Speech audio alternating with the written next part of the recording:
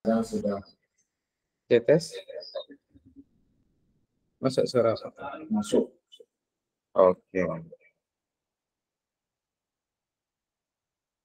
Oke. Bismillahirrahmanirrahim. Assalamualaikum warahmatullahi wabarakatuh.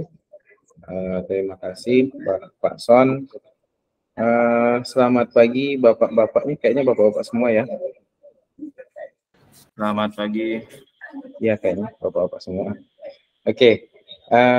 Kita akan lanjut ya materi kita. Jadi saya ulang lagi.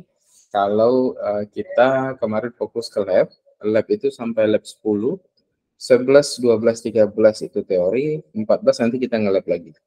Jadi memang dari sononya begitu gitu ya. Saya nggak tahu nih, harusnya kelihatan di sana. Kelihatan nggak? Kelihatan. Nah ini ya. Jadi kalau kita lihat lab kita itu, kita kemarin sudah sampai 10 ya di sini. Kemudian dia langsung loncat 14 karena 11, 12, 13 itu adalah teori. Ya. Jadi kita sudah bahas 11 di minggu lalu dan satu bagian di 12.1. Oke. Kita akan lanjut ya bahasan yang 12.2. Ini dia. Ya, jadi kita bahas soal perangkat security. Jadi ini udah mulai ke perangkat security. Oke, ini ada video yang Bapak Ibu bisa lihat di Metapad ya. Kalau ada yang belum enroll, silakan nanti enroll gitu ya. Intinya kita masih buka ini, kalau saya buat kemarin sampai 31 Desember gitu. Jadi lama, tapi tadi sudah disampaikan Pak Son, kita akan berencana di Agustus itu selesai gitu kalau bisa ya. Jadi 26 Agustus itu kita sudah final exam. Syukur-syukur nanti nilainya tinggi semua, nanti dapat diskon sekitar 58% kalau mau ngambil ujian yang person ya. Tapi kalau tidak ngambil pun dapat certificate of completion, dan mungkin nanti ada sertifikat juga dari kita ya, dari bahwa mengikuti pelatihan dari PCR gitu ya. Nanti ada, kita set lah jam-jamnya berapa gitu. Oke, itu ini ada videonya di Netacad. Nah, kita mulai untuk melihat perangkat security gitu. Perangkat security yang pertama yang paling umum sekali adalah firewall ya. Saya selalu menyampaikan berkali-kali bahwa sejelek-jeleknya kita membangun sebuah sistem jaringan, firewall setidaknya harus ada ya. Itu dulu. Sejelek-jeleknya kita membangun sistem jaringan, mesti ada firewall. Minimal sekali, pertahanan paling minim adalah firewall. Itu dia. Jadi ya kalau kita nggak usah, kalau kita belum sanggup rasanya untuk bikin IDS, IPS atau sistem SIEM dan sebagainya untuk security, firewall dulu aja ya. Jadi firewall itu adalah pertahanan mekanisme paling standar ya di keamanan jaringan. Nah, seringkali ini jadi dilema kan ya, kalau kita ngajarin jaringan ke anak-anak, selalu nanti pas belajar ngetesnya ping, nggak bisa Pak, matikan firewall, kan gitu kita ngajarinnya, matikan firewallnya di Windows-nya, nanti bisa ping. Nah, sebetulnya itu salah sebetulnya, tapi kita tidak mau merepotkan untuk kita harus jelasin dulu apa itu firewall, kan panjang lagi. Jadi kita minta ke siswanya, ya matikan dulu firewall, tapi kita tetap ingatkan bahwa di akhir nanti firewall itu sebenarnya jangan dimatikan ya, tapi ada rules yang kita perbolehkan untuk user itu masuk. By default kalau Windows itu ping diblokir memang, makanya kalau kita matikan firewall dia jadi bisa ping gitu kan ya. Tapi sebetulnya sebaiknya yang benarnya firewall tetap hidup, tapi kita buat rules atau aturan untuk memperbolehkan ping, itu yang benar ya.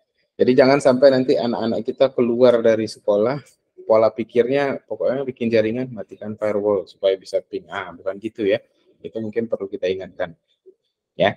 Jadi firewall itu adalah sebuah sistem atau sekumpulan grup di sini ya disebutnya, yang dia punya policy atau access control antar network. Ya, gampangnya di sini ada rules allow yang memperbolehkan, ada rules deny yang tidak memperbolehkan. Nah, ini yang umum ya. Propertiesnya adalah resistant to network attack. Jadi kita memblokir gitu ya ceritanya untuk adanya serangan-serangan terhadap service tertentu ya.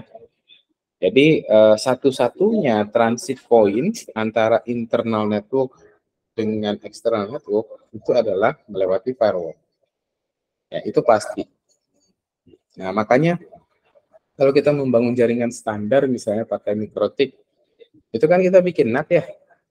Nah, bikin NAT itu kan posisinya di firewall, IP firewall gitu kan ya. Memang di firewall. Kenapa? Karena nanti ujung-ujungnya orang dari luar tidak bisa mengakses yang di dalam kan gitu. Ya. Nah, kemudian dia ada enforce terhadap akses kontrol. Ya, aturan-aturan kita yang kita buat itu dibaca oleh firewall. Jadi firewall ini bisa berupa perangkat devices, ini kita lagi bahas devices ya. Bisa berupa devices, bisa berupa software ya. Nah, tapi dalam hal ini kita bicara soal perangkat ya. Nah, ini adalah keuntungan-keuntungan dari firewall ya. Kemudian ada limitationnya. Nah, kita lihat dulu keuntungannya, benefitnya. Ya, jadi kita bisa mencegah host-host yang sensitif itu terbaca dari luar. Nah, itu. Jadi kita nutup celah bahwa host-host yang sensitif itu bisa terbaca dari luar secara langsung. Karena apa? Karena asumsi kita selalu kalau yang jaringan luar itu kotor, sudah gitu aja berpikirnya. Oh, jaringan di luar jaringan itu pasti kotor. Ya, jadi jangan sampai yang di dalam ini terekspos keluar. Ya, itu keuntungannya. Sehingga kalau kita bawakan ke perusahaan gitu ya, misalnya ada perusahaan, terus ada departemen keuangan atau ada direktur, PC-nya direktur itu nggak nampak dari luar. Nah, itu salah satu tujuannya ada firewall. Ya, nggak terlihat, nggak terekspos gitu ya. Kalau di sini exposure bacanya. Jadi nggak keluar, nggak ada direct connection dari luar ke host-host yang sensitif itu. Ya. Nah, kemudian dia melakukan sanitasi terhadap flow dari protokol. Ya, ya artinya apa? Prinsip dasarnya gini, kalau misalnya kita mau buat firewall, itu hal-hal yang tidak perlu, service-service yang tidak perlu, atau protokol yang tidak perlu, tutup semua. Ya, yang boleh saja masuk apa, gitu. Sehingga ya walaupun orang di dalam kita, di PC-PC yang di dalam kita itu tiba-tiba bikin server lah dia, apalah misalnya di jaringan internal ada yang pasang, ada programmer gitu, programmer pasang XAMPP misalnya, dia pasang XAMPP, maka protokol web terbuka kan di LAN itu. Kalau tidak ada firewall, dari luar langsung masuk ke sana. Ya. Tapi kalau ada firewall, kita akan memblokir protokol web itu. Jadi nggak ada yang masuk ke dalam. Nah, kemudian keuntungan lainnya ngeblok malicious data ya dari server dan klien, itu juga dari firewall. Terkadang gini Bapak Ibu, kita udah bikin bagus-bagus gitu ya firewall, tapi user kita itu nggak aware. Jadi dia misalnya dari dalam, misalnya contoh dari dalam SMK5 punya firewall gitu. Saya adalah user yang tidak aware. Terus kalau saya dapat email, dapat apa, itu saya klik-klik aja sembarangan. Akhirnya kan bisa ada kemungkinan malware masuk kan ya. Ada malware masuk, kena ke kita, atau trojan deh. Ada trojan masuk, dia akan mengirimkan data yang dia dapat dari si trojan ini keluar kan, ke si pengirim trojan kan. Nah, kalau kita punya firewall, itu keluarnya pun nggak bisa jadinya. Karena kita sudah blocking, yang boleh apa saja. Gitu ya. Nah, jadi nanti kita akan lihat ada arah dari firewall itu seperti apa. Ya, kemudian meringankan urusan kompleksitas security. Itu beberapa benefit dari firewall. Tapi ada limitasinya.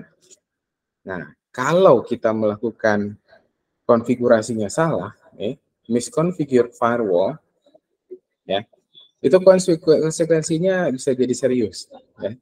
Contoh nih, contoh. Saya salah bikin arah. Saya bikin firewall LAN ke WAN di blok 80 dan 443 protokol WAN.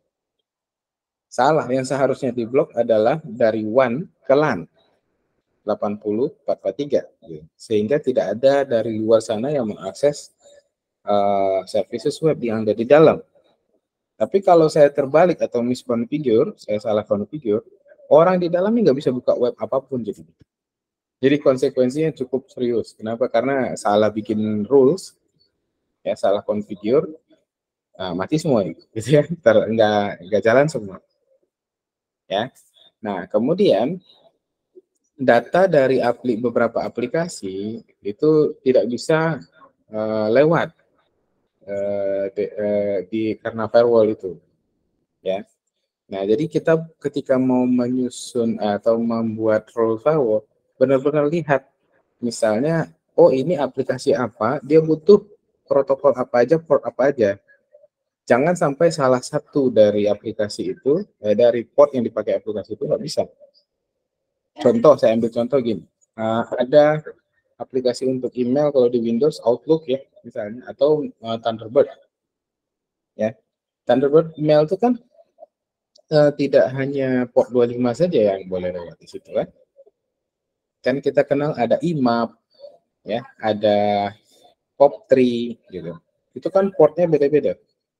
Nah, sehingga kalau kita misalnya allow-nya hanya IMAP, orang yang pakai POP3 jadi nggak bisa. Ya, nah gitu. Jadi memang harus kita tahu betul protokol apa yang lewat. Ya. Nah, kemudian user-user itu bisa saja dia mencari cara, ya, search for way around firewall untuk mendapatkan material-material yang diblok. Kan kita bisa ngeblok ya, misalnya situs yang memiliki malware misalnya. Atau nggak usah gitu deh, user kebanyakan seneng download film, nah gitu aja deh ya. Kemudian si administrator dia ngeset malicious data atau malicious website itu yang mengandung itu, yang mempunyai film itu, maka dia blok lah port torrent misalnya.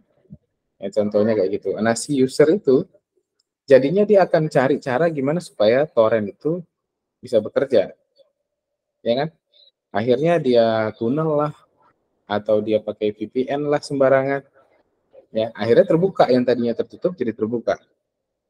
Ya, jadi firewall sebetulnya sekali lagi ya, tidak cukup pakai firewall aja, tapi seminimalnya gitu. Kalau kita mau bikin keamanan jaringan, minimum ada firewall, ya. Nah, kemudian firewall dia itu membaca rules itu sekuensial dari atas ke bawah, ya. Kemudian semakin banyak rules, maka semakin lama prosesnya kan, sehingga mengakibatkan performa jaringan juga jadi turun. Ya. Nah, kemudian salah satu yang tadi saya sudah sebutkan ya, traffic yang tidak authorized itu bisa ditunnel atau disembunyikan sama dia lewat firewall tadi. Ya. Contoh gini, contoh. Saya tidak diperbolehkan untuk mengakses website tertentu ya dari SMK5 misalnya. Maka saya bisa, tapi saya punya akses untuk ke port 22. Webnya diblok, tapi saya punya akses ke port 22 SSH.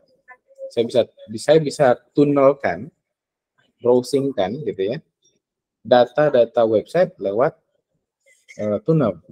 Ya. Nah, itu atau nggak apa-apa lah ya, agak lama tapi biar tergambar. Saya coba tunjukin deh. Ya, nggak bisa ya. Nah, contoh ya. Anggap saya ini tidak punya akses ke website atau saya dari sini ada enggak.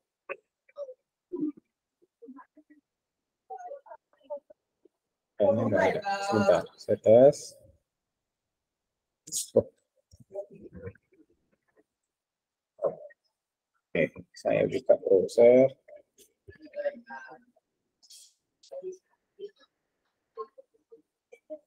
Ya, ini agak tricky tapi nggak apa-apa untuk ini aja ya, untuk pengetahuan ya. Jadi, saya ingin menunjukkan bahwa kita tidak cukup dengan firewall. Nah ini ya, saya sekarang ini kan ceritanya punya jalur masuknya, jalur keluarnya lewat IP ini kan. Internet sana membaca saya ini. Nah, ketika saya punya, misalnya di blok nih saya internetnya, tapi saya punya akses SSH ke tempat-tempat tertentu. Misalnya, saya bisa SSH ke, misalkan port 22 ya, bukan website.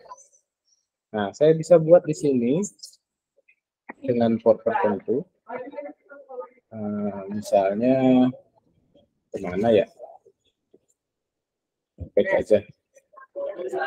Contohnya begini ya.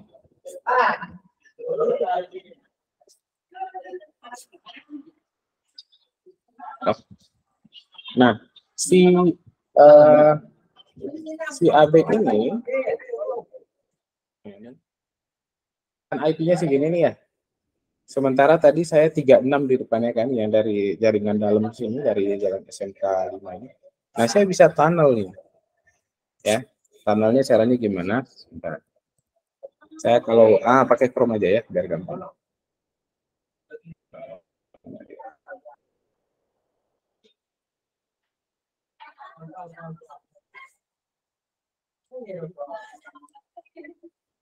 Ini sebetulnya sudah saya mengajarkan cara mengakali sebetulnya, mengakali jaringan yang di blok-blok, tapi ya nggak apa-apa untuk ini aja, untuk sekedar tahu aja. Chrome itu di mana ya posisinya?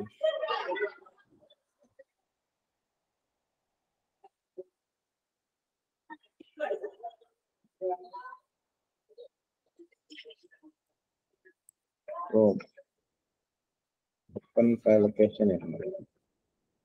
Nih, saya pilih ini ya. Chrome, saya buka, ini Chrome-nya ada di mana? Open file location, dia ada di sini. Nah, ini dia kan? Saya bisa kali pakai Chrome. Tadi saya SSH itu saya membuka tunnel di port apa namanya 3128 tadi kan ya. Maka saya buka Chrome gitu ya. Saya bilang Chrome, buka secara incognito, kemudian proxy servernya adalah tempat saya sendiri. Ya, socket localhost 3128, cek ini aja. Maka dia akan membuka Chrome incognito kayak gini. Yang mana yang browsing itu? Oh, sebentar. Salah nih. Itu proxy server socks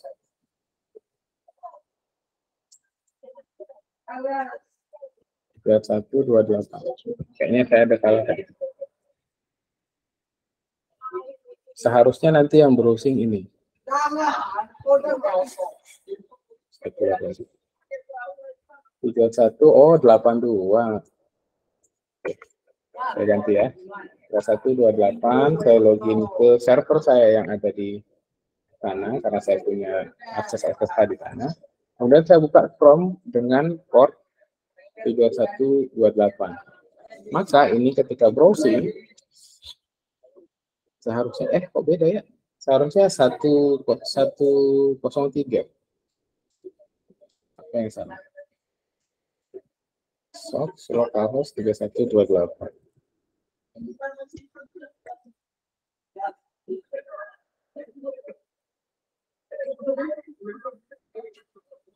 Ya, harusnya ini yang keluar. Karena saya browsing pakai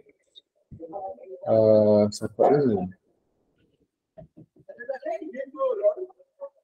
Report betul.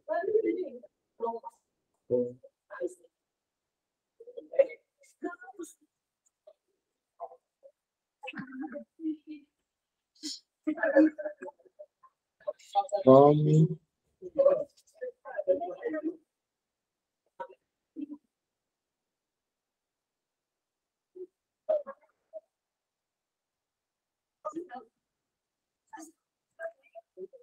Jangan saya salah parameter nih.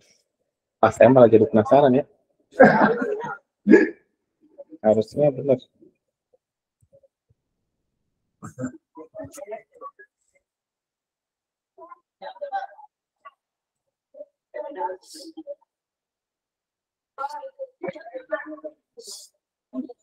Masih punyanya sini. Harusnya ini 103. Ini IP sini Pak. IP SMK 5.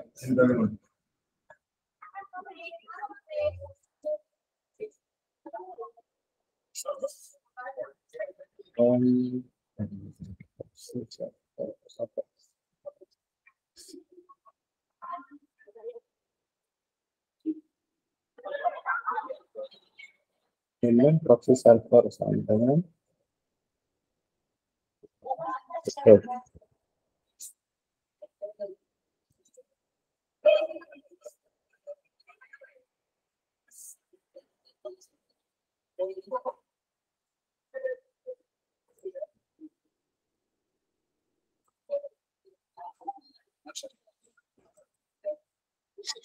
pakai kutip ya. Pengaruh ya.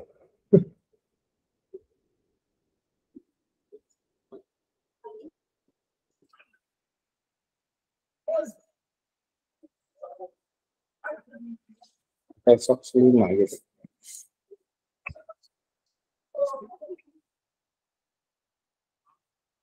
Enggak.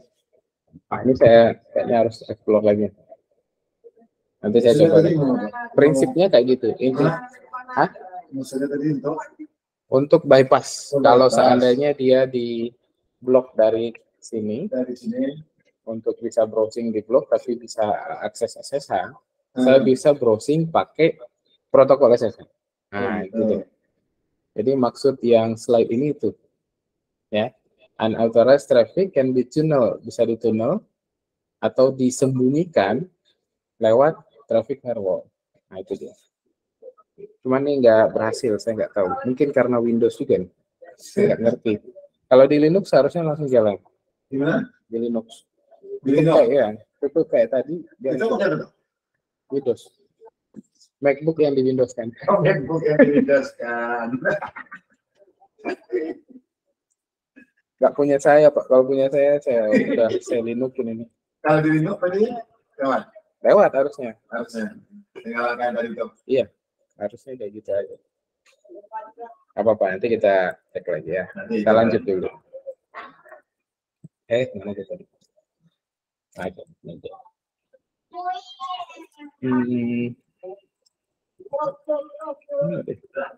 Oke. Ini ya. Jadi ini benefit dan limitasi dari firewall. Nah, firewall itu punya tipe-tipe ya, banyak tipe. Nah, ada yang menggunakan paket filter. Nah, ini yang paling banyak nih, ya. Pakai paket filtering, jadi dia adalah stateless firewall. Dia bagian dari router firewall jatuhnya karena mainnya di layer 3 dan 4, ya. Dia mainnya berdasarkan 3 dan 4, yang dilihat adalah IP dan protokol, ya. Nah, jadi dia lihat ini dari mana mau ke mana, kemudian protokolnya apa, port berapa. Nah, itu masih pakai filter, ya. Nah, dia adalah stateless firewall yang menggunakan aturan atau rules-nya simple, ya. Lihat berdasarkan kriterianya apa, apakah deny, apakah boleh, gitu ya. Nah, yang dilihat apa? Source IP address, destination IP address, ya. Kemudian protokolnya apa, port berapa sumbernya, port berapa destinationnya, ya. Kemudian dia pakai paket SYN nggak, TCP misalnya ya, SYN ACK dan ACK. Itu stateless ya. Jadi ini yang paling mudah dan paling banyak dipakai orang. Nah, ada yang stateful, ya. Stateful dia udah include-kan layer 5 di atasnya. Jadi kalau tadi 3, 4 yang stateless, stateful udah 3, 4, 5, ya.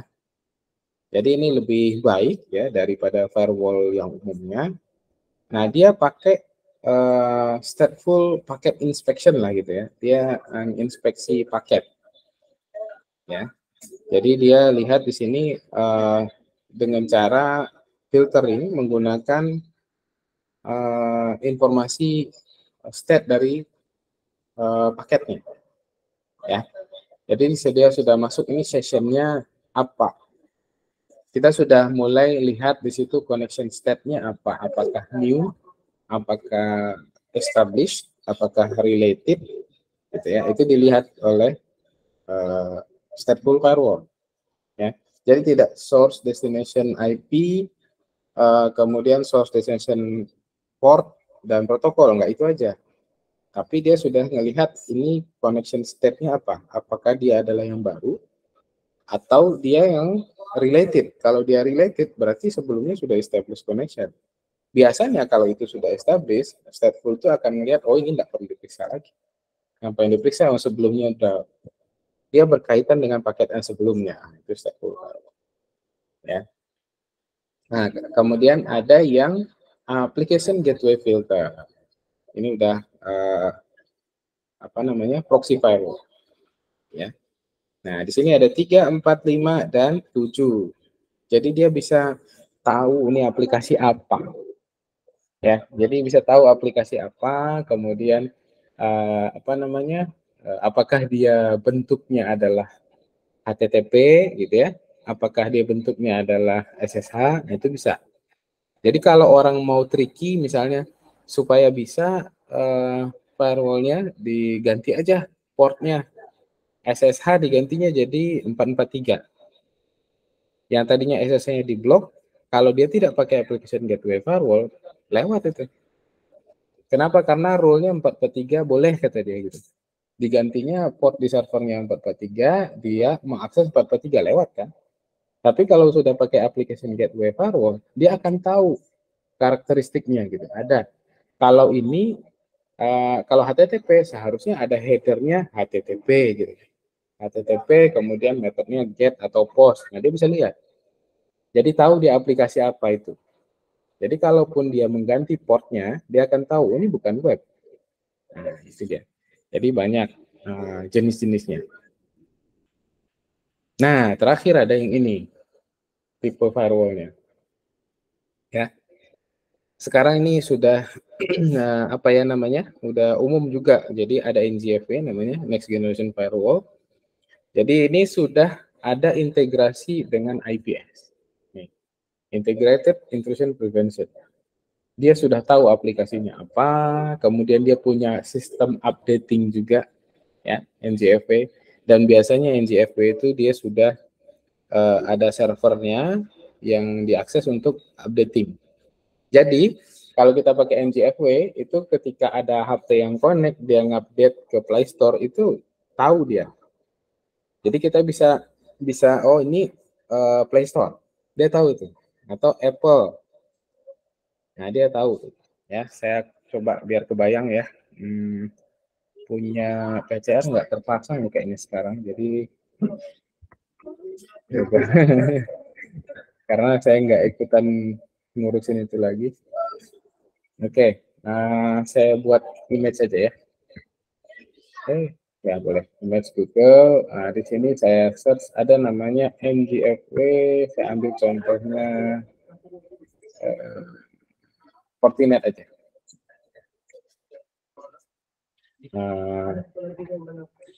Cari yang, wah ini malah jualan produk ya.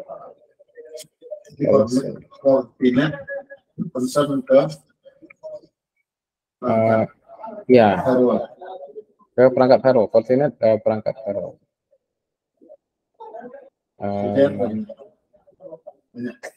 Banyak nih yang pakai Fortinet, ini lumayan terkenal. Oh, nggak bisa kelihatan ya.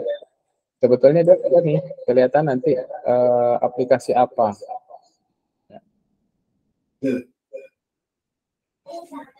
Biar enggak storing.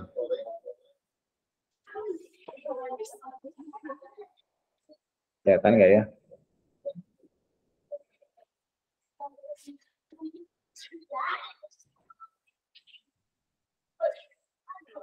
Oh, nggak kelihatan. Ini salah satu contoh sih, atau saya ambil Cisco. Cisco aja. Cisco apa kalau nggak salah. Aduh, malah jualan ya. Sebetulnya saya ingin nunjukin bahwa dia bisa ngedeteksi ini aplikasi apa gitu. Oh, ini ada YouTube.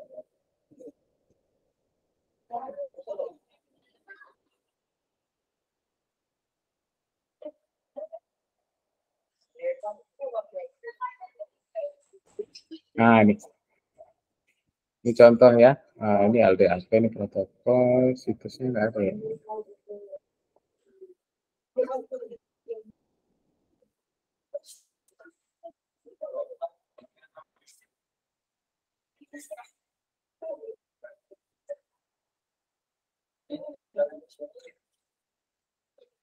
Nah, tapi sejenis ini ya, ini nggak ada pula kelihatan di sini. Ya seharusnya nanti dia kelihatan. Jadi kita bisa tahu, saya nggak hidup pula FortiGate PCR, kalau hidup saya bisa tunjukin. Jadi dia bisa tahu nih ke Play Store berapa besar trafficnya. Gitu. Jadi kita bisa nge-analisis juga. Jadi itu kelebihan dari NJFE ya. Sudah ada intrusion prevention-nya, kemudian dia application awareness ya. Jadi bisa tahu nih aplikasi contohnya game gitu. Kita bisa blok game itu gitu. Jadi lebih spesifik gitu.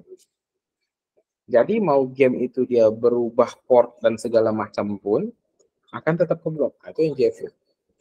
Ya. Jadi dia bisa otomatis block risky application. Dan ada tadi servernya yang tadi saya bilang ya.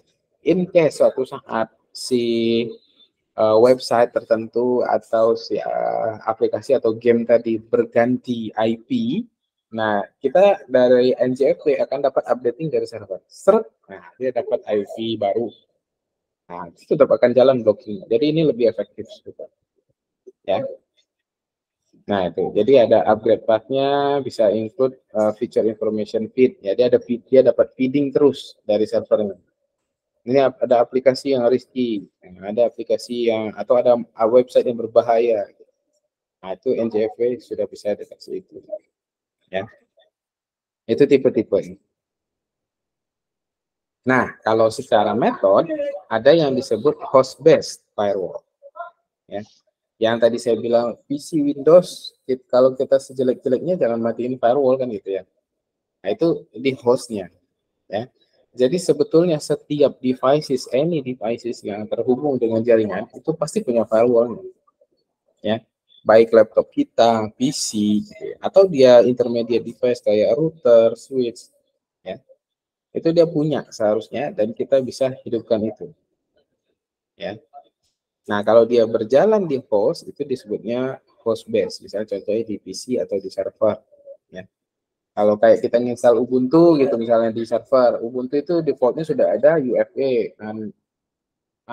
Apa ya, nama panjang saya nggak ingat. FW-nya firewall. Ya. Uncomplex firewall gitu lupa saya.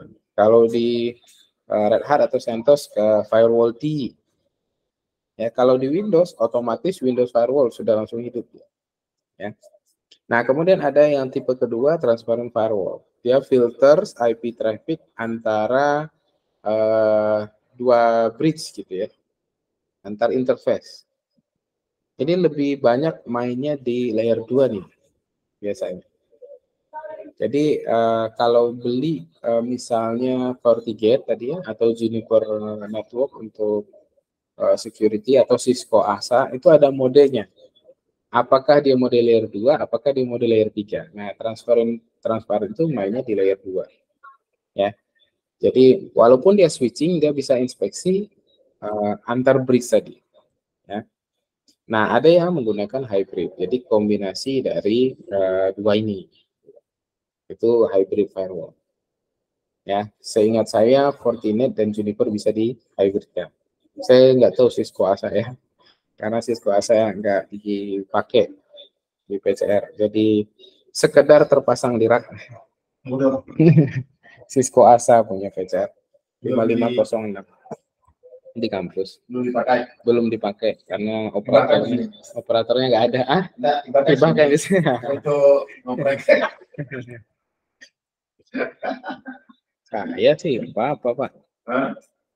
Kayu Pak. Pimpinan yang masalah. Itu Pak. Kayu Kayu lah Pak Dadang. Pak Dadang. Jadi saya akan tunjukkan ya. Ini contoh perangkat. Jadi kan kita cerita firewall devices ya. Jadi perangkat-perangkat firewall. Contohnya tadi saya sudah contohkan FortiGate misalnya 61E kayaknya misalnya punya PCR. Nah ini kayak gini dia. Nah ini ya, ini perangkat firewall. Ini ada NG-FW.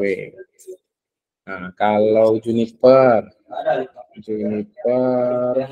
SRX 300, ini perangkat firewall juga. Nih. Ya ini udah dipakai juga sama PCR, canggih juga, ada NGFW juga. Nah kalau Cisco punya, contohnya adalah 5506. Nah 5506 ini yang punya PCR nih. Ya. Jadi dia firewall itu tadi saya sudah sebutkan ya, ada berupa perangkat, ada berupa software. Nah kalau kita beli perangkat itu softwarenya udah ada di dalamnya dan sudah enak dipakainya, kayak misalnya ada web interface-nya, nanti kita klik rules-nya kita atur, tinggal klik ya. Jadi ini beberapa perangkat firewall. Kalau yang yang terkenal di luar banyak, ada Checkpoint misalnya. Itu pengaturan nggak susah. Kalau sudah dapat konsep harusnya nggak susah. Jadi dia paling beda perintah doang, tapi apanya sama. Basis Web. Nah ini juga terkenal ya. Ini Checkpoint atau Sophos. Nah, Sophos, firewall. Ini NTFW semua ini. Ini terkenal. Nah kalau kita mau lihat, coba lihat NGFW Gartner. Nah, jadi kita lihat di sini yang paling menang itu 2023 nih ya. Kita lihat. Ini Gartner ini yang melakukan rating. Ya. Nah, ternyata nomor 1 sepertinya masih Fortinet. Nah, jadi yang punya rating paling bagus ya. Ini banyak penilaiannya, performa, apa semua dinilai sama dia. Nomor 2 Checkpoint. Ya, jadi Fortinet masih nomor 1, nomor 2 Checkpoint, nomor 3 Palo Alto. Nah, Cisco malah di nomor 4 nih ratingnya. Sophos di nomor 5. Ya. Jadi memang Juniper malah di bawah. Jadi ini rating. Jadi kalau kita lihat firewall di market, next generation firewall itu yang nomor 1 yang masih leading itu adalah Fortinet. Banyak yang pakai. Oke. Jadi itu kalau kita bicara devices ya. Nah, kita lanjut ke yang sini. Ini tadi sebelumnya benar nggak? Ayo, oke. Kita lanjut ke sini. Selain firewall, ada namanya IPS atau IDS. Kalau digabung malah jadi IDPS, ada yang seperti itu. Ya. Jadi intrusion prevention and detection device. Jadi ada alat khusus untuk itu ya. Atau dia juga bisa berupa software juga ya. Jadi ada software, ada hardware juga. Ini kalau cerita devices ya. Jadi ada 2 fungsi di sistem ini, yaitu untuk mendeteksi adanya orang yang mencoba masuk, baik itu orang, baik itu malware gitu ya, atau dia berfungsi sebagai pencegah. Jadi ini sebetulnya awalnya IDS dulu yang muncul, setelah itu muncul IPS. Setelah dia bisa mendeteksi, dia bisa mencegahnya gitu. Nah, maka jadi deteksi dulu awalnya. Awalnya deteksi dulu. Nah, kalau dia sudah punya kemampuan mencegah, berarti dia sudah jadi IPS. Nah, biasanya perangkatnya kalau 1 disebutnya IDPS, Intrusion Detection and Prevention System, deteksi dan prevent. Nah, jadi kira-kira arsitekturnya seperti ini ya. Jadi di sini contoh ya, di sini contoh ada ini manajemen konsol, ini target misalnya ya. Ini orang yang mau masuk ceritanya, gitu. Nah, si IPS ini punya sensor deh, ya. Nanti ada dua mode ya, network mode dengan host mode gitu ya. Apa? Host base dengan network base. Ya, jadi tergantung nanti konfigurasinya seperti apa. Nah, dia bisa deteksi kalau signaturnya sesuai, maka dia dibilang itu adalah ancaman, maka dia akan buang ke Bitbucket, kira-kira begitu, ya, atau di drop ke tong sampah gitu. Nah, ini cara dia menghandle. Nah, dan ketika ada masuk, action yang dilakukan oleh IPS adalah membuang, action yang dilakukan oleh IDS karena dia mendeteksi, dia akan lapor ke kita yang manajemen. Jadi Bapak Ibu lihat di sini ada garis warna oranye. Nah, warna oranye itu adalah serangannya. Ya. Jadi paketnya dibuang, kemudian alertnya dikirimkan ke adminnya. Sehingga target ini clear, aman dia. Ya, target ini tidak kena apa-apa. Nah, kalau dia sudah IDPS kayak gitu, dia berhasil mendeteksi, deteksinya akan dikirimkan alertnya. Kemudian kalau dia sudah IPS, maka paketnya langsung dibuang. Jangan sampai ke target. Itu contohnya. Oh. Ini dia gambar. Ya. Nah, ini. Jadi apa keuntungan dan kekurangan IDS dan IPS ya? Kalau IDS itu dia tidak ada impact ke network ya. Nah, jadi latensi jitter nggak kena dia karena tidak ada action sistem ya. Kemudian tidak ada impact juga terhadap network kalau ada yang failure, kemudian tidak ada impact juga kalau dia overload. Itu kalau di sisi IDS. Ya. Nah, kekurangannya dari IDS itu dia tidak bisa stop paket itu karena dia sebetulnya hanya deteksi. Ya, dia mendeteksi aja, oh ini ada yang aneh. Oh ini ada yang aneh, cuma gitu doang dia. Ya. Nah, kemudian kita harus melakukan tuning. Ya, bisa jadi namanya signatur ya, signatur atau rulesnya kita itu tidak cocok kalau kita pakai rules orang yang di luar, maka kita harus tuning. Ya, nah kemudian bisa jadi IDS ini akan menjadi target dari si penyerang, matikan dulu IDS-nya gitu ya. Nah kalau IPS keuntungannya dia bisa stop. Beda kan? IDS dia hanya deteksi, jadi dia tidak bisa stop trigger packet. Kalau IPS dia bisa stop. Ya, stop trigger packet. Ya, kemudian dia bisa gunakan beberapa teknik lah ya, untuk normalisasi. Biasanya dia bisa mempelajari itu behavior. Oh ini biasanya jaringan kita itu nggak ada nih traffic kayak gini. Kok tiba-tiba ada? Itu anomali kan? Nah akhirnya dia bisa mendeteksi yang seperti itu. Nah, kekurangannya kalau ada masalah di sensor, kalau ini kayak tadi ini ya, kayak ada sensor failure atau sensor overload, itu ini kan IDS nggak ada impact. Tapi kalau di IPS ada impact. Kenapa dia punya action?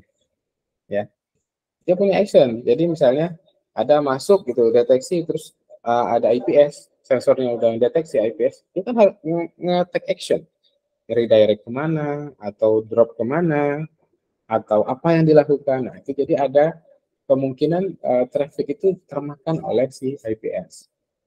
Ya. Kalau overloading juga berimpact sama network. Ya. Jadi apa? Agak berat nanti jaringannya kalau ternyata lagi ada serangan misalnya gitu. Ya. Nah, kemudian dapat kena impact juga terhadap latensi, jitter. Nah, kenapa? Dengan jalur yang sama, kabel yang sama, gitu ya, link yang sama, dia akan melakukan action kan, mengirimkan paket, mendrop paket dan sebagainya.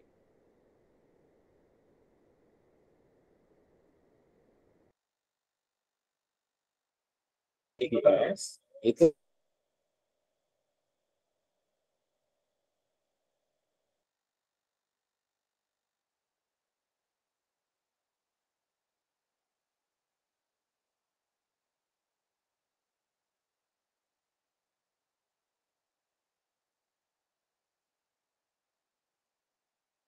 consideration. Kita harus tentukan yang mau kita pakai itu yang seperti apa. yang kita butuhkan di tempat kita, di perusahaan kita, atau di kampus kita gitu, kayak apa, itu harus dilihat dulu. Apakah apa namanya, cukup IDS saja atau IPS kah? Atau harus IPS? Itu consideration. Nah, ini yang tadi saya bilang ya. Jadi ada tipenya CIPS itu ada dua. Ada yang host base, ada yang network base. Ya. Nah, kalau host base atau HIPS gitu ya disebutnya. Nah, jadi ada software yang kita tanamkan ke tempat yang mau kita jaga. Nah, jadi base-nya adalah host gitu. Ya. Contoh, ada komputer direktur. Saya mau pasangin IPS supaya komputer direktur itu aman. Maka di komputer direktur saya pasangin agent, ya, software yang ditanamkan di sana untuk dia memonitor dan menganalisis aktivitas aneh, ya. Nah, jadi keuntungannya ya bisa apa namanya, memberi proteksi yang jelas-jelas untuk host itu, dan apa yang terjadi itu jelas untuk host itu, ya. Nah, kemudian proteksinya juga pada level OS dan level aplikasi, dia bisa deteksi langsung. Ya. Kemudian dia memproteksi hostnya setelah pesannya itu di decrypt. Ya. Jadi ini keuntungan-keuntungan. Nah, kekurangannya dia tergantung sama OS-nya. Ya. Contoh Windows misalnya. Kalau Windows maka kliennya beda yang dipasangkan ke sana. Kalau Linux beda lagi. Kemudian kalau kita mau melindungi hanya 5-10 PC itu oke. Tapi kalau kita mau melindungi 100 PC, kita harus instalkan ke 100-100-nya. Ya, saya tunjukkan. Kalau milih host base, ya. Saya tunjukkan di sini contohnya. Ya. HIPS itu contoh softwarenya adalah OSEC. Nah, Host Intrusion Detection System. Ini banyak, jadi dia ini gratis ya, bisa dipakai kalau mau pakai IPS. Nah, cuma nanti di sini ada agentnya.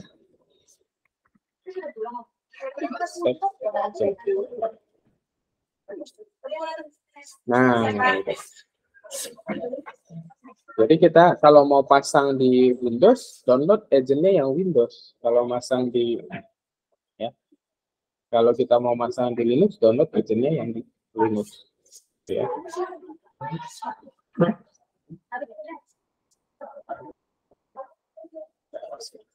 Nah, ya kan? Jadi si software ini harus kita downloadkan, kita pasangkan gitu ke tempat yang mau kita pantau. Ya kalau dia Linux ya download yang Linux, kalau dia Windows download yang Windows. Dependent gitu ya, tergantung. Ya. Tapi keuntungannya tadi itu full protection terhadap si target itu. Ada yang aneh aja di target itu, dia bisa langsung ngasih alert tuh, aneh gitu. Dia ngasih langsung, ya. Contoh misalnya ada tiba-tiba perubahan file system gitu ya. Nah, dia langsung deteksi itu. Langsung dia kirimkan sama apa namanya servernya. Jadi ada agent yang berfungsi sebagai pemantau, ada servernya yang mendapat laporan gitu ya. Nah, tipe kedua network base. Kalau tadi host base, ini network base. Ini lebih ke melindungi satu network. Ya. Jadi sensornya itu berada di network, bukan berada di endpoint, bukan berada di PC.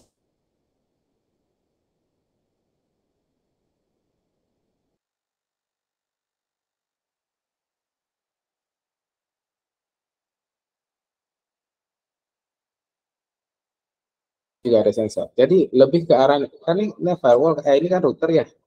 Kalau dia router, berarti kan ini beda network. Satu network, satu sensor.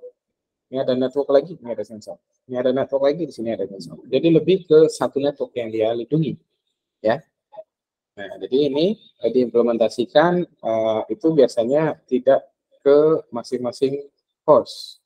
Ya. Kalau kita mau apa namanya, secara global lah gitu ya, secara global untuk menaruh IPS-nya ya.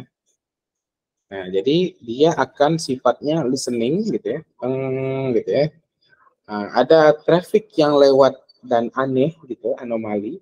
Dia kan kita punya ininya ya. Punya signatur tadi ya namanya. Nah, dia akan mencocokkan itu dengan ciri-ciri yang signatur sama, apakah ini oke atau tidak. Itu ada rules-nya, bahkan ada community rules-nya yang bikin.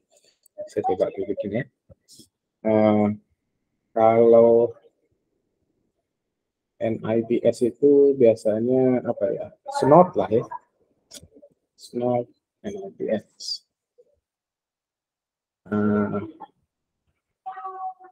Ya contohnya pakai Snort ya. Network intrusion. Sebentar ini ada mono center ya. Nah, saya bukan mau nunjukin ininya. Rules ya. Community rules ya. Community rules. Katanya ada. Nah, nih ya. Kita bisa download community rules. Download Snort. Nah, nih ya. Jadi ini ada signaturnya. Ya. Kita bisa ambil rules-rulesnya ini. Ya. Kemudian kita implementasikan di tempat kita. Ketika ada yang lewat paket dengan ciri-ciri signaturnya seperti itu, maka dia akan anggap itu adalah ancaman. Jadi berbeda ya, kalau yang tadi dipasangkan di satu host, itu termasuk yang aneh-aneh. Kalau HIPS itu contohnya, ada orang user yang tidak dikenali masuk ke dalam PC itu, dia bisa dapat tuh HIPS. Tapi kalau MIPS, yang network, dia nggak sampai segitunya. Jadi punya kelebihan dan kekurangan masing-masing. Ya, kalau HIPS dia sangat detail, betul-betul langsung ke titik itu dia bisa bisa deteksi gitu. Anomali nih ada user yang login dengan nama yang aneh, nah, itu berarti dia udah jebol gitulah bahasanya. Tapi kalau network base dia secara traffic network ngelihatnya. Jadi yang keluar masuk aja yang dia lihat. Tapi kena atau tidaknya dia nggak tahu tuh. Ya, nah, itu network base. Ya. Jadi ada HIDS, ada NIPS. Nah, ini agak sedikit promosi ya. Saya nggak mau promosi sebetulnya. Jadi Cisco punya namanya Security Appliance. Ya. Jadi ada Advanced Malware Protection (AMP) punya Cisco, kemudian Web Security Appliance. Ya. Ini produk-produknya Cisco ya.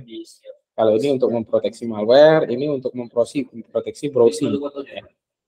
Web Security Appliance. Kemudian ada ESA itu khusus untuk email. Jadi ini beberapa punyanya Cisco.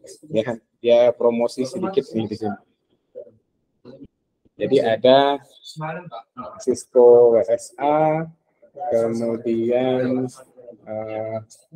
ESA, kemudian AMP. Satu lagi AC.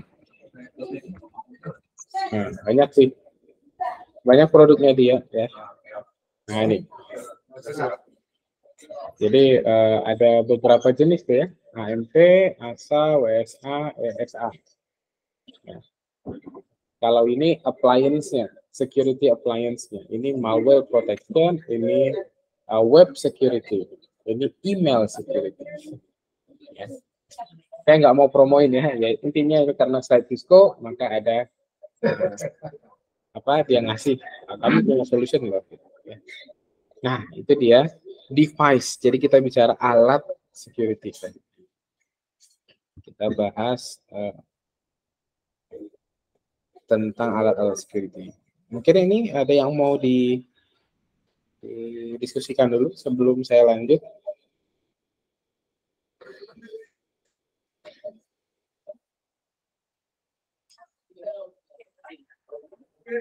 Atau aman, kita lanjut saja. Oh, ada chat. Ada chat.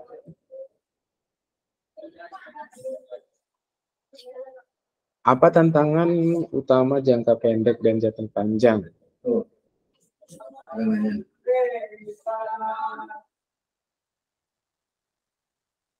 Oh, ini lebih ke apa namanya? Policy ya, policy dari institusi. Ya kalau kalau itu susah sih ya. Kalau itu memang kalau institusi kita aware dengan security, nah dia pasti akan apa namanya? Punya satu departemen khusus untuk itu gitu ya. Kemudian dia akan ikut apa saran dari itu. Jadi ada kalau bicara profesional sih seingat saya IT itu ada IT itu ada CTO gitu ya. Kemudian ada SO. Nah ini banyak ya. Jadi kalau memang benar gitu ya, ini akan ada punya seperti ini, CTO, ya. Ada CIO, Chief Information Officer atau CTO, Chief Technology. Kemudian ada CSO yang tadi saya bilang, Security Officer, ya, atau CISO-nya, Information Security Officer. Dia akan memisahkan itu sebetulnya. Kalau aware ke situ. Nah, tugasnya kan masing-masing ada nih. Ya, ini yang untuk buildingnya, ini untuk security-nya. Biasanya kalau instansi kita oke, dia akan ikut saran dari itu karena karakteristik perusahaan, setiap perusahaan itu beda-beda. Ya, dilihat lagi nanti bisnis prosesnya seperti apa. Ya kalau ini cerita bentrok dengan apa namanya kepentingan instansi ya itu masalah internal sih kalau menurut saya. Itu nggak bisa juga kita ya memang begitu dia mintanya ya kita harus ngikut.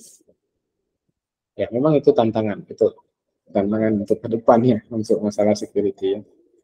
Ya kita belajar dari itu banyak kasus lah ya. Yang kemarin lagi rame BSM ya, BSM, BSI ya. Ini itu kan sebetulnya karena kontrolnya kurang gitu kan ya. Jadi ada yang akses gitu kemudian kena ransom ya. Ada yang memang dari di building aplikasi ya, dia taunya building gitu. Tapi dia nggak memperhatikan seperti itu banyak sekali. Kita memang mulailah dari sinilah kita mulai aware ya. Biasanya kalau udah kena itu baru mulai dia panas dingin kepalanya. Baru sadar. Oke. Kita lanjut ke services ya. Jadi tadi ada videonya, ini bisa juga lihat di Netacad. Ya. Nah, kalau kita mau bikin security services, yang pertama tadi kan cerita soal firewall kalau perangkat ya. Nah, secara software atau secara services kita bikin ACL. Ya, kalau di Cisco disebutnya ACL. Access Control List. Ya. Jadi di sini adalah sekumpulan rules-rules yang kita pakai untuk dia diperiksa gitu ya, boleh atau tidak, allow or deny. Ya. Nah ini kalau dia dikonfigurasi apa yang diperform sama dia, limit and traffic. Ya. Kemudian ada flow controlnya dari mana mau ke mana. Kemudian ada basic level security untuk network access-nya. Boleh tidak FTP lewat, boleh tidak web lewat. Kemudian dia bisa ACL bisa memfilter traffic berdasarkan tipe dari trafficnya. Ya, kemudian kita bisa atur permit atau deny-nya terhadap sebuah service. Ya, nah, jadi kalau di Cisco ini sebetulnya di CCNA ada dia bahas gitu ya. Ada ACL standar, ada ACL extended. Ya. Kalau ACL standar itu permit or deny traffic dari IP version 4. Ya. Kalau extended dia banyak atributnya. Ya. Ada protokol type-nya, source IP address, destination IP address, TCP atau UDP port, ya, TCP atau UDP port untuk destination, gitu ya, dan lain-lain sebagainya. Jadi ada standar, ada extended. Ya kalau di Cisco ini Cisco banget ya. Nah, jadi apa namanya? Ini harus dipraktekkan ya. Kalau Bapak punya waktu nanti saya kirimkan ada paket tracernya ya. paket tracernya untuk bagaimana mengkonfigur ACL. Bahkan di ujian CCNA itu ada, ya. Kita harus bikin ACL seperti apa. Ya. Kemudian service kedua itu adalah SNMP. Ya. Ini sering tidak diperhatikan orang, padahal sangat membantu. Ya. Simple Network Management Protocol. Ya. Dia adalah application layer protocol. Dia itu intinya dia punya fitur sederhana gitu ya untuk kita memanage network devices. Jadi biasanya perangkat network itu kita hidupkan SNMP-nya supaya kita bisa tahu, oh dia on atau off, oh dia problem atau tidak, atau dia ada hal-hal lain gitu ya. Nah, itu jadi membantu administrator memang. Ini makanya di sini disebutnya it allows network administrator, ya, supaya dia bisa manage devices-nya seperti server, workstation, router, switch, itu bisa nampak. Kalau cerita soal mikrotik, nah mikrotik punya dedut, saya rasa Bapak Ibu pernah dengar Dude gitu ya. Nah, dedut itu dia pakai protokol SNMP salah satunya, walaupun bisa pakai ping atau bisa pakai yang lainnya. Nah, tapi protokol yang umum dipakai SNMP. SNMP itu standar untuk kita memonitor perangkat-perangkat jaringan. Ya. Jadi kita kalau bicara soal NOC itu punya monitor gitu ya. Monitor itu nanti dia lihat, oh ini mati. Jadi tanpa perlu harus mengulang lagi, buka lagi, baca lagi dokumentasi, dia kelihatan. Oh titik ini putus, oh dari sana putusnya, dia langsung ke tempat. Gitu ya. Ini sangat membantu. Nah di sisi security juga begitu. Ketika misalnya ada devices yang tiba-tiba down, aneh, nah gitu ya. Nah jadi dia akan concern, kita akan concern ke arah situ. Nah SNMP itu punya dua, ada manager, ada agent. Ya, manager ini adalah semacam servernya, gitu ya. Agent ini adalah titik-titik node-node-nya dikasih dihidupkan servisnya dan melaporkan ke manajer. Ya, nah, saya seperti biasa akan tunjukkan contohnya. Kalau nggak nanti nggak kebayang. Contoh SNMP Manager yang paling rame apa ya? SNMP Manager. Oh ini PRTG. Nah, excellent, nice. Ya. Nah, jadi kita bisa lihat nih perangkat-perangkat nih yang kiri-kiri ini perangkatnya semua. Saya buka. Oh kecil ya. Kecil ya.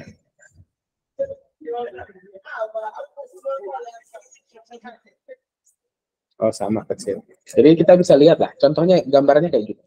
Jadi ada alat-alat kita yang terpasang di jaringan itu, SNMP-nya hidup, kemudian kita konfigur untuk melaporkan ke PRTG. Jadi kita sebagai network admin dan security admin cuma cukup lihat dashboard ini. Ya.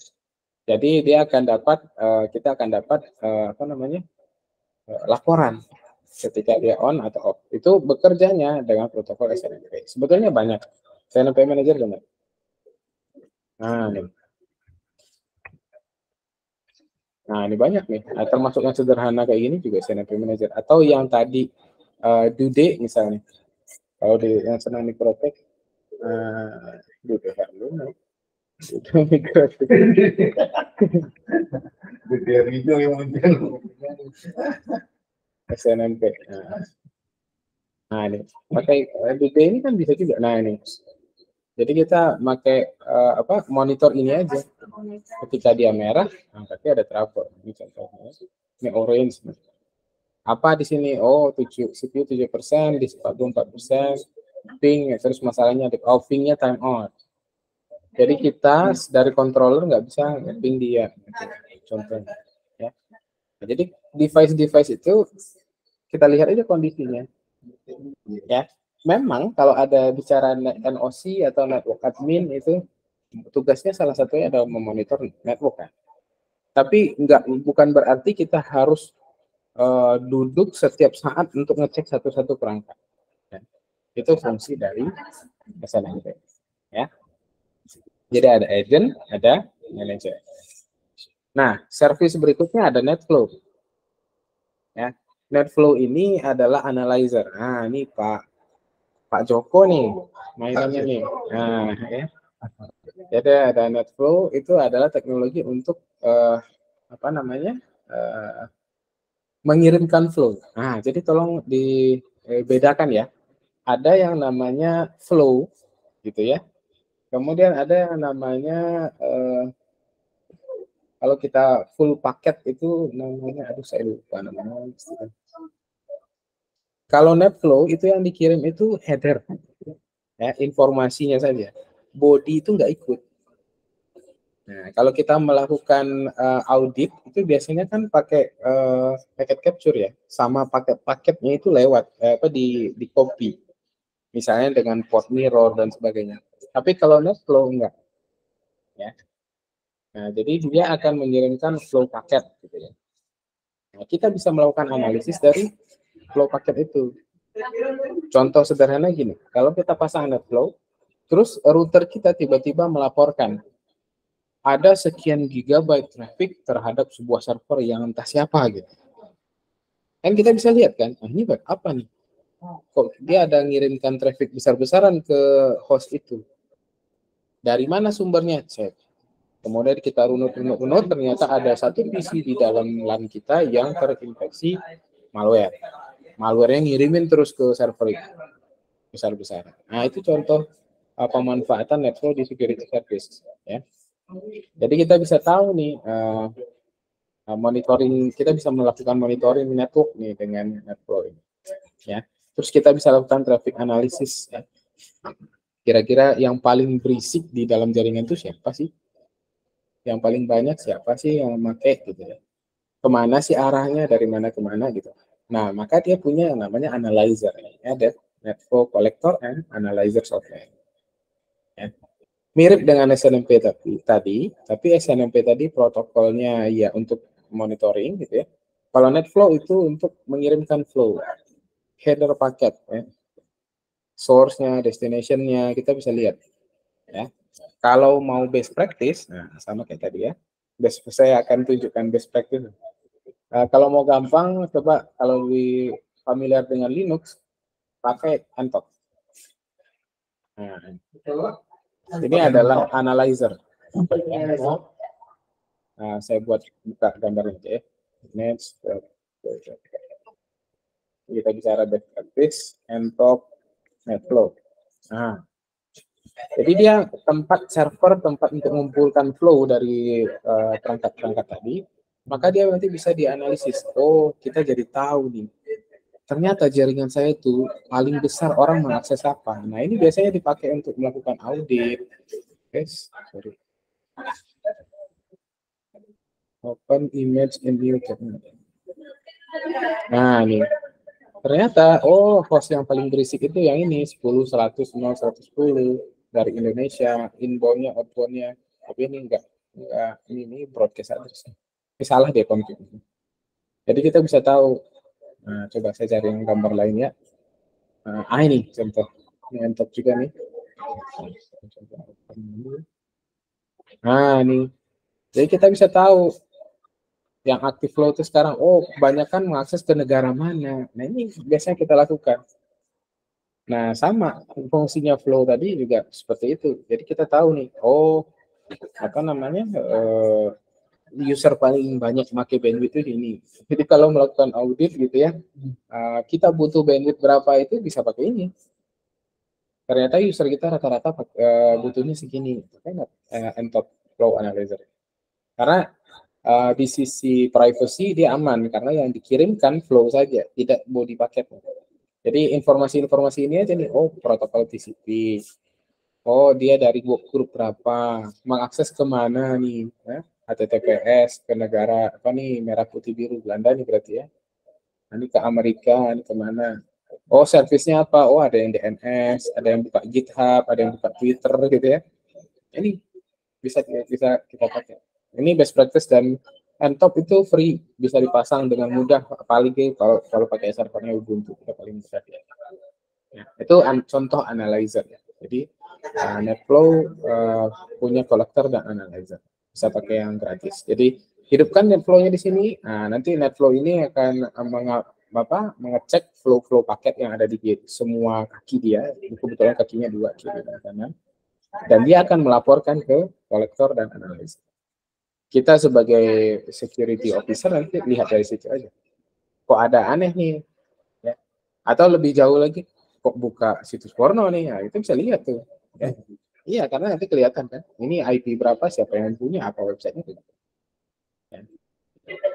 Nah, ini bedanya. Nah, ini tadi saya bilang ya. Kalau NetFlow, itu yang dikirimkan flow-nya aja. Ya, header paketnya. Tapi kalau udah bicara port mirror, ini full copy of traffic. Ya. Copy of traffic. Nah, kalau ini udah ada isu privacy di sini.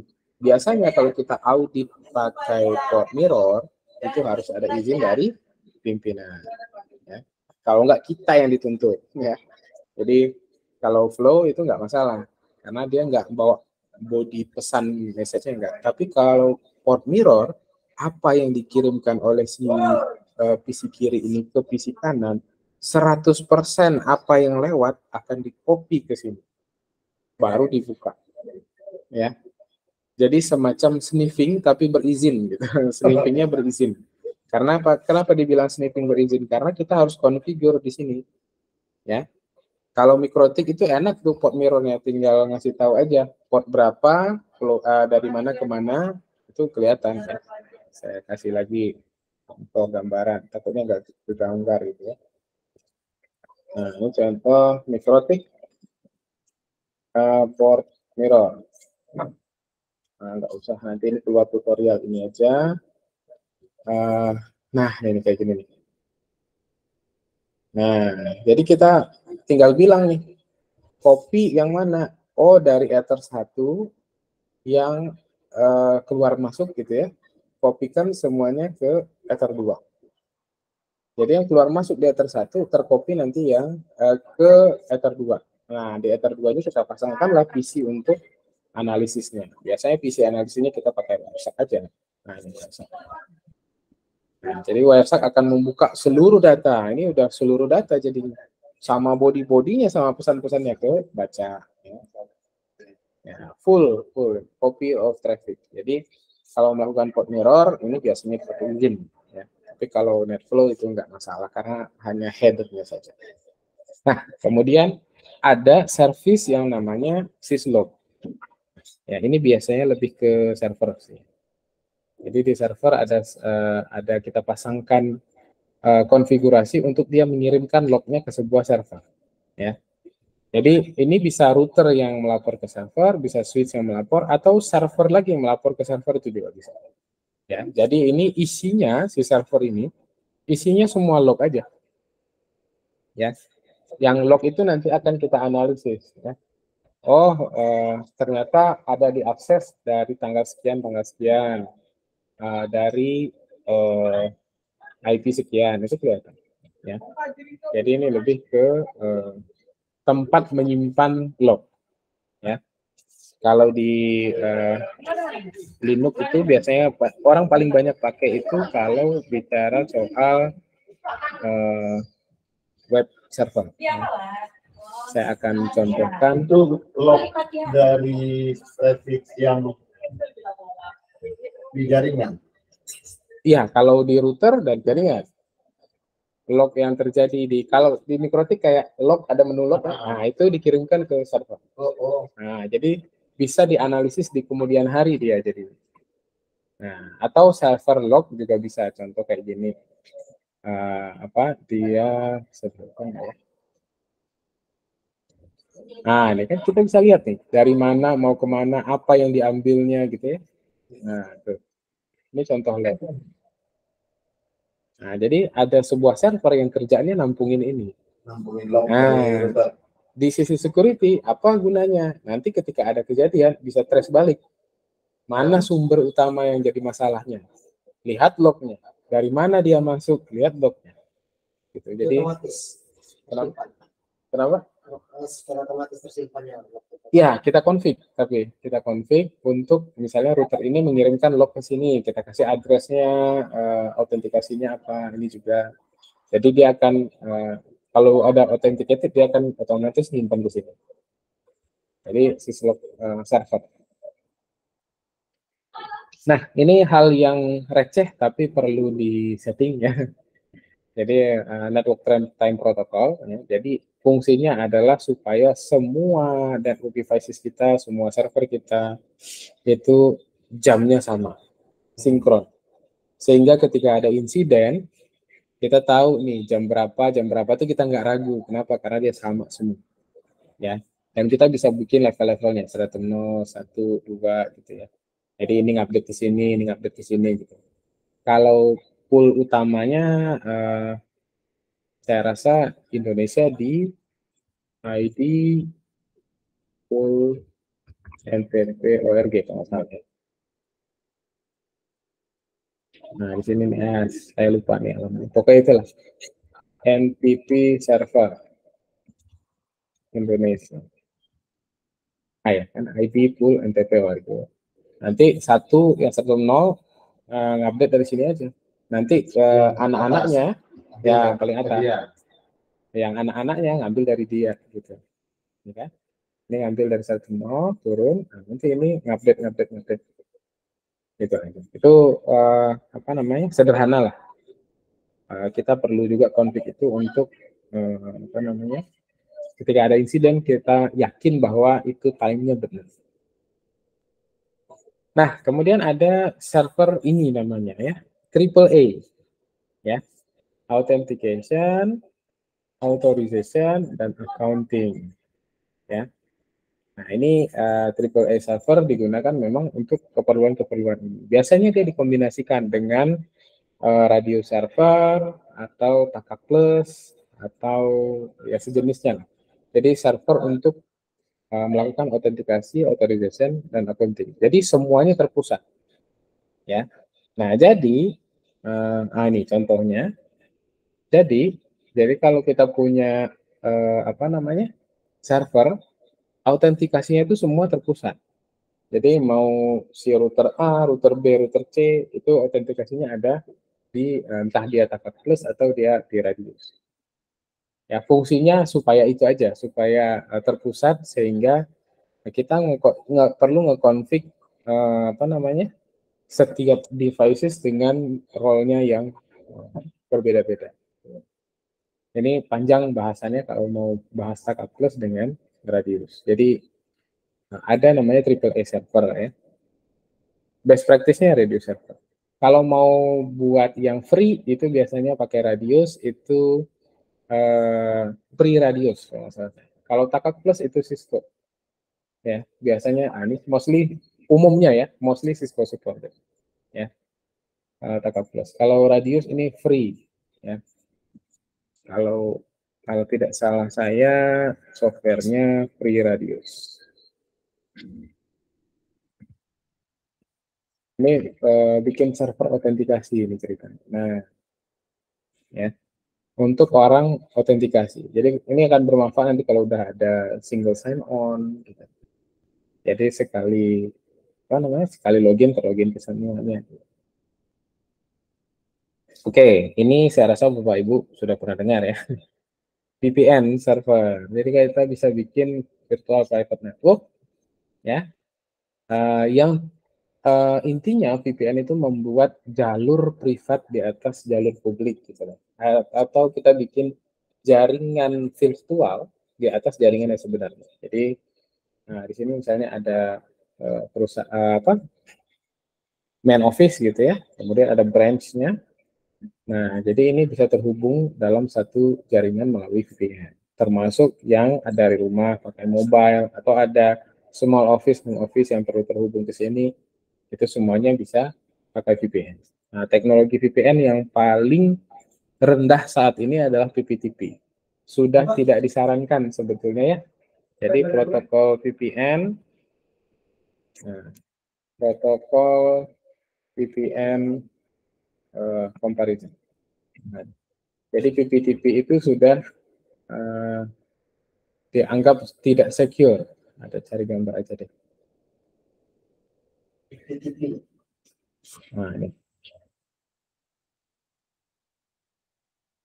Wah, nggak kelihatan. Wah, kecil gambar. Ini deh. Coba kita lihat. Sama aja.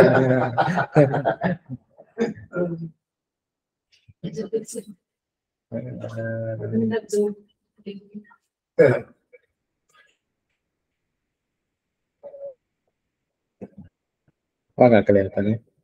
Atau harus divisir dulu kali ya. Mana gambarnya? Nah, ini malah promosi produk ya.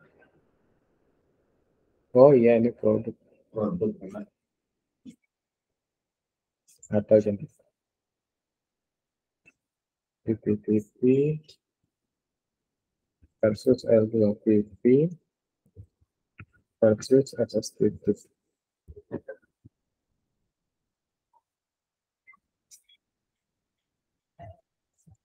Nah, ini bisa lah nih, saya zoom sedikit. Nah, ini. Jadi yang paling rendah sebetulnya ini PPTP. Sudah yang paling rendah. Kalau bikin di mikrotik itu malah dia udah ngeluarin warning sekarang yang versi baru. PPTP is considered unsecure, udah kayak gitu keluar tulisan. Ya, jadi ada L2TP, ada OpenVPN, SSTP, IPv2 ini IPsec ya. Nah, jadi ini banyak protokol lah intinya. Nah, kalau kita umumnya cari tutorial untuk bikin VPN itu banyaknya yang PPTP. Tapi kalau bisa sekarang udah tinggalkan PPTP, pakai L2TP. Ya, setidaknya ini aja lah. Atau bisa OpenVPN bagus, atau SSTP, atau IPv2. Ini udah pakai IPsec ya. Enkripsinya udah banyak. Nah, itu. Jadi VPN intinya untuk membuat komunikasi virtual secara private ya antara apa namanya tempat atau titik-titik yang terpisah dengan jaringan publik ya. Jadi ini dia. Nah, ini. Jadi bisa dibuat layer 2 atau layer 3. Ini di Mikrotik banyak kalau mau coba-coba tutorialnya. Oke, habis. Kayaknya pas juga nih jam 10. Kan? Jadi ini dia materi kita hari ini. Nanti kalau ini udah pernah saya share belum ya Pak San? Apa tuh? PPT ini? Hah? PPT? PPT yang? PPT yang semuanya itu? Ini? Hah? Udah pernah kan? Dia aja lah, dikirim aja. Iya, mana? Di Grup yang Oke, itu mungkin Bapak Ibu silakan kalau ada yang mau didiskusikan.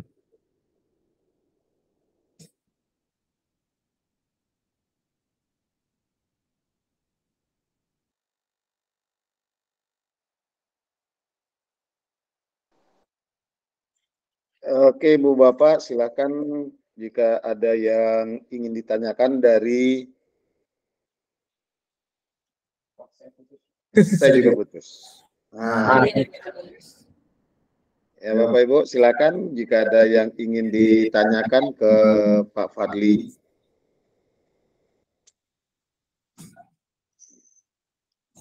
Jadi nanti boleh PPT-nya boleh minta ke Pak Son ya. Udah lengkap nih sampai chapter 1 sampai chapter 28. Kalau enggak ini nanti saya kirim lagi. Terus jangan lupa Bapak Ibu untuk kewajibannya dinyatakan. Kalau enggak nanti nggak bisa final exam.